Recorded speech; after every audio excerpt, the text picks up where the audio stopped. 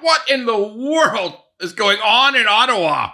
Holy schmoly, the government's gone crazy. The federal Liberal government seems to have lost its mind. The Prime Minister phoned up Krista Freedland on, I don't know, Thursday, Friday, whatever, Friday morning, a Zoom call. He fired her by Zoom and said, oh, by the way, we're going to find some other kind of a job for you. Don't worry. And we're going to find you some other kind of a job. And you're going to sort of look after like U.S. relations and stuff. But we're going to find another finance minister to replace you who has been working steadily for me, being utterly loyal to me, always looking like she was in love with me. You just, if you're Trudeau, that's the way it was. Freedland always looked like she was absolutely devoted to him, and she acted that way. So Trudeau's position was, no, I'm firing you. I'm definitely firing you. And unexpectedly, and there's very little planning here, because he said, I'm going to announce that I'm shuffling my cabinet and getting rid of you as soon as you deliver the fall economic statement on Monday. That's when, after that, then I'm going to toss you.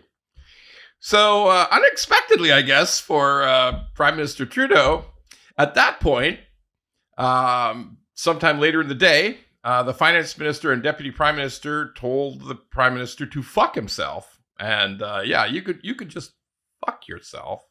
And I quit. And I'm going to put out, and then on Monday morning, she put out a big post on X that basically he was just a bunch of full of gimmicks and political foolishness, and that anyway, all hell broke loose. Everybody heard it. Everybody knew about it. So then what do we? Oh, and then about an hour later, the housing minister quit because he said, even all my immediate family can't support the government anymore. Like my wife and brothers and sisters, they all think the government's terrible. They think I'm okay, but they think the government's all wrong. And I quit. So he quit. And then this is it's just crazy. It's like a movie. So if you're if something happens to your finance minister, there's actually a system. It's like a vice president. If something happens to the finance minister, there's actually an automatic person who the job should go to.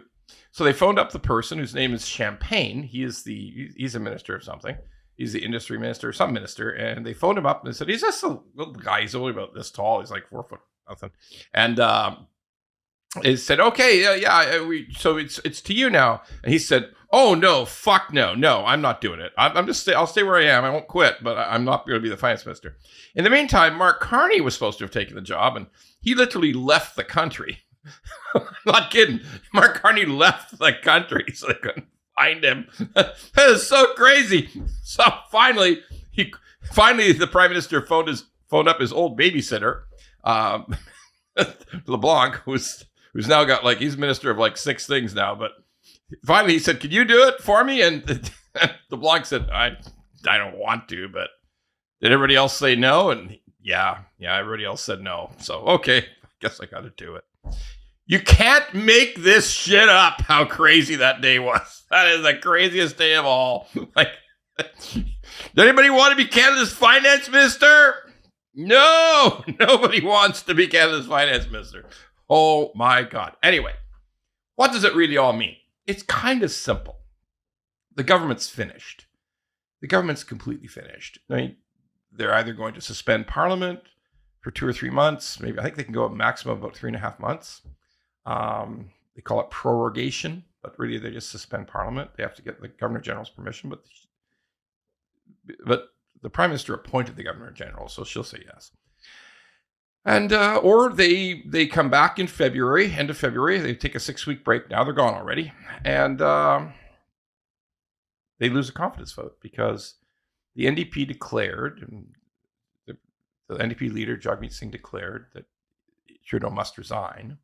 But more importantly, this is important. The House leader of the New Democratic Party said, "We will not support the government in any non-confidence vote."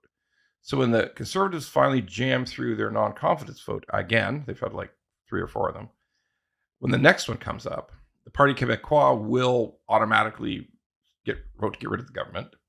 And unlike the past, the NDP caucus will also vote to get rid of the government. Now, some people have said, no, that's not what Singh said. Singh said, listen carefully.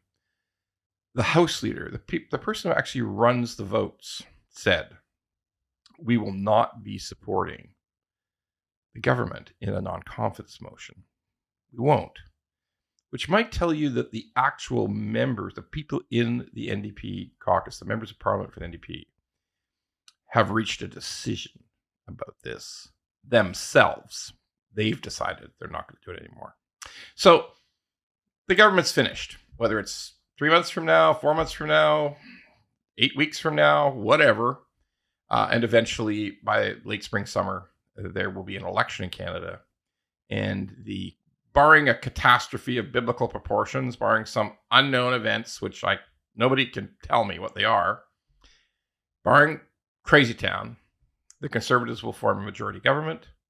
And that's our destiny in Canada right now. So for those of you who think it's great news, that's what's going to happen. For those, apparently about 16 or 17% of Canadians who think that's bad news, that there will be a new government. Sorry, but the new government is coming. Whether we're ready or not, we'll have a new government in the summer, and things will change, because that's what a new government's all about, that things will change. And today, based on the polls, no one, well, hardly anyone, is sad to see this government go. And they only have themselves to blame.